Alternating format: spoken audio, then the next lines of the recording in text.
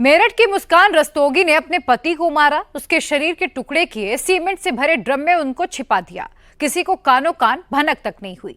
एक एक step well planned और एक परफेक्ट मर्डर। अगर मुस्कान साहिल चाहते तो इस ड्रम को ठिकाने भी लगा सकते थे। परिवार को ये कह सकते थे कि सौरभ लंदन चला गया, किसी को भी कुछ महीनों तक शक भी ना होता। लेकिन फिर मुस्कान ने सरेंडर कर दिया। पुलिस को खुद ही बता दिया कि सौरभ के शरीर के टुकड़े कहां हैं। साहिल के घर का पता भी दे दिया। पति को रास्ते से हटाने के लिए इतनी गहरी प्लानिंग करने वाली, उसके सीने में खंजर उतारने वाली, 13 दिन तक चेहरे पर बिना किसी शिकन के इतना बड़ा राज रखकर चलने वाली शातिर मुस्कान 18 मार्च को आखिर टूट कैसे गई? सरेंडर के लिए राजी कैसे हो गई? जो साजिश उसने खुद रची, उसका पर्दाफाश इतनी आसानी से कैसे कर दिया? क्या सौरभ राजपूत की मर्डर मिस्ट्री में जो कुछ दिख रहा है वो सिर्फ आई वॉश है? क्या मुस्कान के दिमाग में कोई और प्लान चल रहा है? एक रिपोर्ट देखिए। काला जादू, अवैध संबंध, प्यार, पैसा या कुछ और?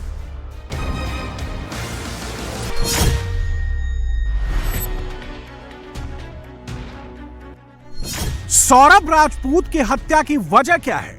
क्या कहानी सिर्फ उतनी ही है जितनी साहिल मुस्कान ने पुलिस को बताई? क्या सौरभ के पैसे से मुस्कान साहिल के साथ नई जिंदगी शुरू करना चाहती थी? क्या तंत्र मंत्र काले जादू के चक्कर में गई सौरभ की जान? मामला इतना सीधा है या फिर अभी इस मर्डर मिस्ट्री में बाकी है ट्विस्ट? मोटिव बहुत ज़्यादा क्लियर नहीं है इनका जो मोटिव अभी जो इन्होंने बताया कि जो इसका एक्स्ट्रा मैरिटल अफेयर है वो प्रथम दृष्टया इसका मेन कारण नज़र आ रहा है और इसके फाइनेंशियल कंडीशन भी काफ़ी पुअर थी। तो दोनों ही कहीं ना कहीं रीज़न हो सकते हैं। बाकी जैसे मैंने बताया, अभी इनको रिमांड पे लिया जाएगा, उनसे अच्छे से पूछताछ की जाएगी, तो शायद और भी तथ्य सामने आ सकते हैं। सौरभ राजपूत के मर्डर की प्लानिंग बहुत सोच समझकर की गई। नींद की दवा, शरीर काटने के लिए चाकू, सबूत मिटाने के लिए ब्लीचिंग पाउडर, सब चीज का इंतजाम मुस्कान और साहिल ने पहले से ही कर लिया था। दोनों ने जैसा प्लान किया था वैसे ही उसे अंजाम भी दिया गया। सौरभ के शरीर के टुकड़ों को सीमेंट मिलाकर ड्रम में भर दिया गया। मुस्कान और साहिल अगले दिन ही प्लान के मुताबिक हिमाचल की वादियों में घूमने के लिए निकल गए।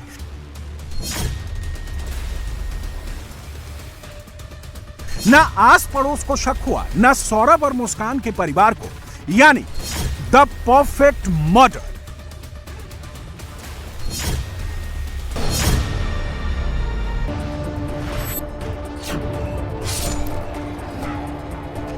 तीन मार्च से लेकर 17 मार्च तक सब कुछ ठीक रहा। हिमाचल में मुस्कान मौज मस्ती करती रही। उसका चेहरा, हाव भाव देखकर किसी को भी इस बात का एहसास नहीं हुआ कि वो किसी की हत्या करके आई है। ये 10 तारीख को यहाँ पे आए थे स्टे के लिए। तो ये लॉन्ग टर्म के लिए रुके थे, 5 दिन के लिए रुके थे और 16 को चेकआउट होता है इनका। लेकिन हम जैसे आईडी मांगी तो उन्होंने बोला कि हमारी वाइफ ही है जब चेक इन टाइम में, तो बाकी तो ऐसा हुआ कुछ नहीं स्पेशली बताया उन्होंने।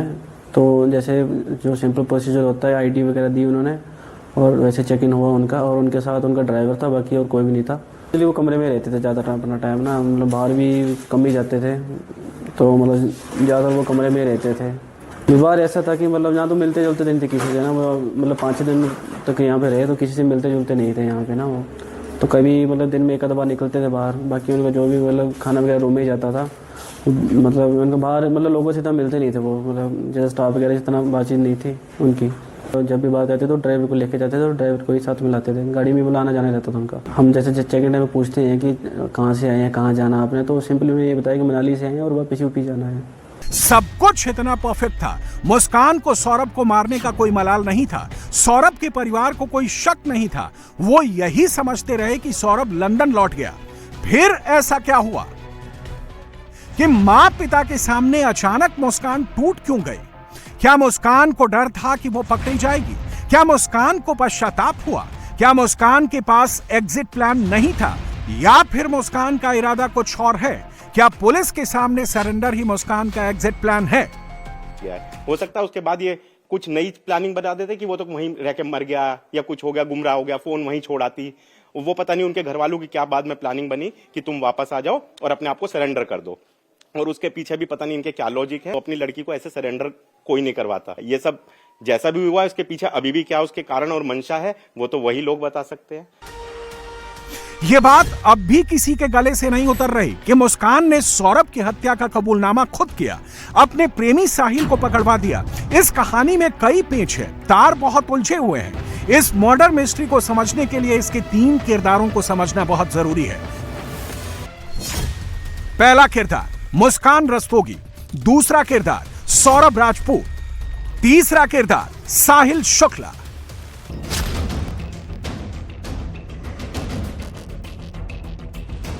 मेरठ की इस मर्डर मिस्ट्री के सेंटर में है मुस्कान रस्तोगी, वो लड़की जिसकी इमेज चुलबुली है, देखने में बहुत मासूम है, बिंदास है, मिडिल क्लास घर की लड़की है, लेकिन उसके शौक अमीरों वाले हैं।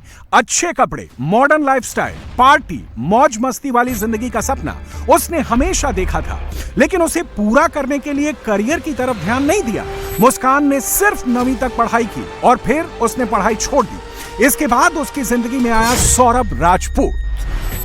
मुस्कान से उसकी मुलाकात बहुत पुरानी नहीं थी। मुस्कान से उसकी मुलाकात जो है जिस वक्त उसकी शादी हुई है 2016 में, 1 साल पहले ही मुलाकात हुई थी। तो 1 साल ही उनका अफेयर चला। सौरभ ने फिर शादी कर ली। मुस्कान चूँकि बहुत सुंदर थी तो सौरभ उसको बहुत पसंद करता था, उसको बहुत प्यार करता था।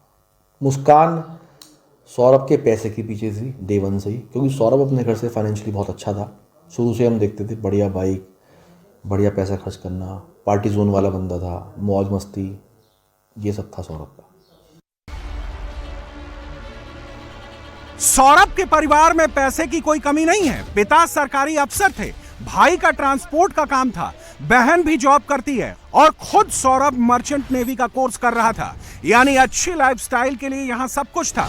मुस्कान और सौरभ का प्यार बढ़ा। सौरभ ने परिवार से बगावत की, 3 बार मुस्कान के साथ घर छोड़कर भागा। 1 बार पुलिस दोनों को पकड़ कर लाई, दूसरी बार खुद लौट आए, लेकिन तीसरी बार दोनों बालिग थे और इस बार दोनों शादी करके लौटे। परिवार ने ना चाहते हुए भी उसे अपनाया। कुछ दिन सब ठीक रहा, लेकिन कुछ दिन बाद मुस्कान ने अपना असली रंग दिखाना शुरू कर दिया। भैया वो तो जब से घर में आई थी, जब से हमारे तो सभी परेशान थे उससे, तो सभी परेशान थे उससे। मोहल्ले वाले क्या सब क्या सभी पूछते, सभी परेशान थे उससे। हमारा क्या, हम तो थे अंदर, वो तो गली मोहल्ले में भी खड़ी हो के इतनी गंदी गंदी गाली देती थी कि पूछो मत। वो क्यों करते तो हम क्यों क्या करते, क्या नहीं करते। हमने कहा जरा शांति रहे, घर में बनी रहे। हमने ऊपर कमरा भी दे दिया रहने के लिए, सब कुछ कर दिया, और क्या करते, क्या करते उसके साथ। खाना हम बनाते, कपड़े हम धोते, सब काम हम करते उसका। जब भी उसको रहना नहीं आ रहा था, जब भी रहना नहीं आ रहा था, लड़ लड़के मैं तो अलग रहूंगी, अलग रहूंगी। मैंने कहा भैया तू भी जा, इसे भी ले जा। यहाँ पर भी रह के आजादी चाहिए थी कि मैं घूमूं फिरूं सड़कों पे, इधर इधर, वो चीज हमें पसंद नहीं थी और लड़के को भी इतनी पसंद नहीं थी। वो उसके कहने में उसे ले जाता था, करता था। जब भी वो लड़ाई करती थी, गाली गलौज करती थी वो बहुत, किसी भी बात पे चालू हो जाती थी, बर्तन फेंकना, अपनी बच्ची को मारना, ये सब वो बहुत परेशान करती थी। ये वो जानबूझ के करती थी कि परेशान हो। कम से कम 3-4 महीने तो वो एकदम सही रही। उसके घर वाले भी आते थे तो वो हमारे को फोन करके बोलती थी कि पापा आ गए, जल्दी आ जाओ। उसके बाद जब से वो उनके घर जाने लगी है ना 3-4 महीने के बाद, उसके बाद से ही अपने माँ बाप के घर, जब इसे उसके जो है लड़ाई झगड़ा चालू हो गया। तो सौरभ के परिवार को तो रख ही नहीं पाई। वो जो आई उसने यहाँ घर में लड़ाइयाँ शुरू कर दी। सौरभ की जो मम्मी है उनके साथ अननेसेसरी लड़ाई करना। सौरभ का जो बड़ा भाई बबलू, उस वक्त उसकी शादी नहीं हुई थी, उनसे बदतमीजी करना, जबकि बबलू बहुत शांत प्रवृत्ति का आदमी है। हमारा घर चूँकि बिल्कुल सामने था, कुछ हमारे घर में किराएदार उस वक्त रहते थे, वो छत पे सोते थे, तो सौरभ उसको मारता भी नहीं था, लेकिन वो तब भी शोर बहुत मचाती थी। अपने फुल बाल नोच लिए, कुछ कर लिया कि मुझे मार रहे हैं। मोहल्ले में ऐसी इमेज बनानी चाहिए कि सौरभ के घर वाले और सौरभ उसको जो है प्रताड़ित करते हैं। उसकी शादी 2016 में हुई थी और 2 साल वो हमारे घर में रही। उसने जो हमें नहीं देखना था उसने हमें वो भी दिखाया। हमारे घर आज तक पुलिस नहीं आई थी। आए दिन पुलिस बुलाती रहती थी, घर वालों को धमकियां देती रहती थी। फिर उसने पता नहीं क्या मेरे भाई को भड़काया, बहलाया, फुसलाया और उसको वो घर से ले गई। और जब जा रही थी तो जाते जाते ही ये कह के गई थी कि मैं तुम्हें तुम्हारे लड़के का चेहरा नहीं देखने दूंगी। परिवार वालों का आरोप है कि सौरभ जब नौकरी करने दुबई गया तो मुस्कान ने उसे वापस बुलवा लिया। उसके बाद घर में आए दिन होने वाले क्लेश की वजह से सौरभ अपने परिवार से अलग हो गया। तो क्या सौरभ को परिवार से अलग करना मुस्कान के प्लान का पहला पार्ट था? इस कहानी के तीसरे किरदार यानी साहिल शुक्ला की री एंट्री मुस्कान की जिंदगी में साल 2021 में हुई। साहिल और मुस्कान स्कूल में साथ साथ पढ़ते थे। पुलिस के मुताबिक साहिल का इंटरेस्ट मुस्कान में तब से ही था, लेकिन तब ये प्यार पनप नहीं पाया। मुस्कान साहिल से तब मिली जब सौरभ लंदन में था। दोनों का प्यार परवान चढ़ा। साहिल का मुस्कान के घर रोज आना जाना शुरू हो गया। एक दिन मकान मालिक ने सौरभ से फोन करके इसकी शिकायत की। मामला बिगड़ गया और नौबत तलाक तक आ पहुंची, लेकिन तब मुस्कान ने सौरभ को समझा बुझाकर बात संभाल ली। लेकिन ऐसा लगता है कि सौरभ से पीछा छुड़ाने का मुस्कान का प्लान उसी दिन से एक्टिवेट हो गया था। अब जरा इन तीनों किरदारों की तीन कहानियों को एक साथ मिलाकर देखिए। एक तरफ मुस्कान, जिसके सारे सपने सौरभ के पैसे से जुड़े हुए थे। दूसरी तरफ सौरभ था, जो अपनी पत्नी से बेइंतहा प्यार तो करता था, लेकिन उसके दिल में उसके लिए शक आ गया। और तीसरा साहिल शुक्ला, जो मुस्कान के लिए कुछ भी कर गुजरने को तैयार था। वो मुस्कान के प्यार में इतना पागल था कि पूरी दुनिया से उसने खुद को काट लिया था। पता नहीं, इसका हमने कभी ध्यान नहीं करा इसने। बस शाम को हमारे पास थोड़ा सा सामान लेने आता था, बहुत चाय पानी का वही करता था। बाकी हमने सोचा नहीं यही इस तरह से हो जाएगा। बाकी कभी देखा भी नहीं इसे बाहर निकलते हुए, खास निकलते नहीं, अंदर ही रहता था। 4 बहन भाई है। एक जो बड़ा भाई है वो तो विदेश में सर्विस कर रहा है और बड़ा अच्छा, हमारा तो सबका अच्छा था। पता नहीं कैसे बदल गया, क्या हुआ, किस तरह से हुआ, कब से इसकी आदत पड़ी है। काफी टाइम से दिखाई नहीं देता था। साहिल शुक्ला पर मुस्कान को गुमराह करने का आरोप है। उसे ड्रग्स का लती बनाने का आरोप है। इस कहानी में काले जादू वाली थ्योरी भी साहिल की वजह से शुरू हुई। उसके कमरे में पुलिस को ऐसी कई चीजें मिली जिससे ये शक होता है कि वो तंत्र मंत्र करता था, लेकिन साहिल के पिता ने सारे आरोपों से इनकार किया। साहिल ने क्यों करा ये मर्डर, क्यों करा साहिल ने? सर देखो, वो ये तो आप पूरी मोहल्ले में कहीं भी जाकर सुन सकते हो। साहिल ऐसा था नहीं, और पता नहीं क्या किया है, किसने कौन सी आईडी बना के उसको वो किया है कि मेरी मम्मी अवरेत हो गई, वो हो गई, मैं पैदा हो गई हूँ, उससे लड़की से प्यार करो। इसी लड़की ने जो भी कराया और किसी ने कुछ भी नहीं है। आप तो दीवार पे ये तंत्र मंत्र या ये इस तरह की जो तस्वीरें बनाई हुई हैं, ये मतलब क्या करता था? ऐसी कोई पूजा पाठ करता था? नहीं है, नहीं, कोई पूजा नहीं करता था, कोई पूजा नहीं करता था। ये बता रहे हैं कि काफी ज्यादा नशा करता था, सूखा नशा, गांजा वगैरह पीता था। सर देखो, हमें तो ये पता भी नहीं पीता था, तो मोहल्ले वाले भी नहीं कहते, कोई कंप्लेंट शिकायत तो आई नहीं देखी, नशा करके आदमी लड़ता भी है। तो मतलब क्या लग रहा है, क्योंकि जैसे आपका बेटा है, आपको क्या लग रहा है मतलब इतनी बुरी तरीके से मर्डर करना? ये वो ड्रग्स वक्त नहीं करा था, लड़की ने ही ड्रग्स प्लानिंग सिखाई है। ठीक है, कभी उसके बाद में पैसे ही नहीं रहते ड्रग्स लाए। अच्छा, ये सब उसी ने करवाया है, जो भी करवाया उसे बुलाया हुआ, घर अपने बैठाला हुआ था। सवाल ये है कि क्या मुस्कान ने साहिल को मोहरे की तरह इस्तेमाल किया? क्या साहिल के बहाने उसने ड्रग्स वाली कहानी बनाई? क्या मुस्कान ने जानबूझकर तंत्र मंत्र वाला एंगल तैयार किया? क्या साहिल के काले जादू वाला कमरा पुलिस को उलझाने के लिए है? क्या काला जादू, ड्रग, सरेंडर बड़े प्लान का हिस्सा है? अभी तक एविडेंस में कहीं से भी तंत्र मंत्र की बात सामने नहीं आई है। एक वेल प्लान मर्डर था और पूरी तरह से मुस्कान ने इसको एग्जीक्यूट किया था और साहिल ने इसका कंप्लीट साथ दिया है। साहिल सुपरस्टिशियस था और इस चीज़ का फ़ायदा मुस्कान ने भी उठाया है इसमें, और कहीं ना कहीं लोगों ने प्लानिंग की है, क्योंकि जो सीमेंट खरीदना अकेले कोई कर नहीं सकता, सीमेंट से लेके सारी प्लानिंग करना। इन्होंने नवंबर में भी प्लान किया था इसको गाड़ने का, दोनों साथ ही मिलकर घूम रहे थे कि जगह ढूंढ रहे थे। काफ़ी लंबे समय से प्लानिंग थी, वेल एग्जीक्यूटेड, मतलब इनका पूरा वेल एग्जीक्यूटेड प्लान था इनका, जिसकी वजह से ये लोग मतलब बहुत श्योर थे कि ये पकड़े नहीं जाएंगे। असल में सौरभ का परिवार बार बार मुस्कान के माँ बाप पर आरोप लगा रहा है। उनका आरोप है कि मुस्कान का परिवार भी इसमें शामिल है। मुस्कान के माँ बाप ने इस केस का पर्दाफाश किया। हर आरोप की जांच के लिए वो तैयार हैं। वो पहले दिन से अपनी बेटी के लिए फांसी की मांग कर रहे हैं, लेकिन अब उनका रुख बदला हुआ है। आप उनकी बात के एक एक शब्द को गौर से सुनिएगा।